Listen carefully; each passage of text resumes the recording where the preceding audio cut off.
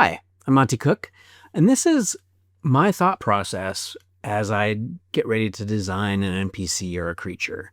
Now, there's lots of ways to go about this, but what I almost always do is I start with the idea not about the creature, what it looks like or its habitat or anything, or the NPC, what's their personality like, or that's not where I start. Where I start is thinking about an encounter.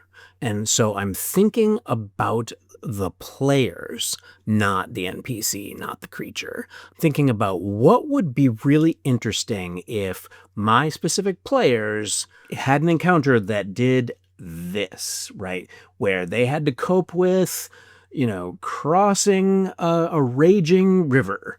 And so then I will then design, let's say, a creature that makes crossing that raging river, which is already kind of an interesting moment in a game, even more interesting, right? There's a creature, maybe the water itself is a living being, and that's why the river is raging, is because it's a living being and it's angry, and so the river, rises up to menace or hurt the players or player characters, and they've got to deal with that. Maybe that's a fight, maybe that's an interaction encounter where they've got to calm the river down. And so I always start with that idea of what will make an interesting encounter, and that leads to almost all of my NPCs and all my creatures and all the things that I create for my game.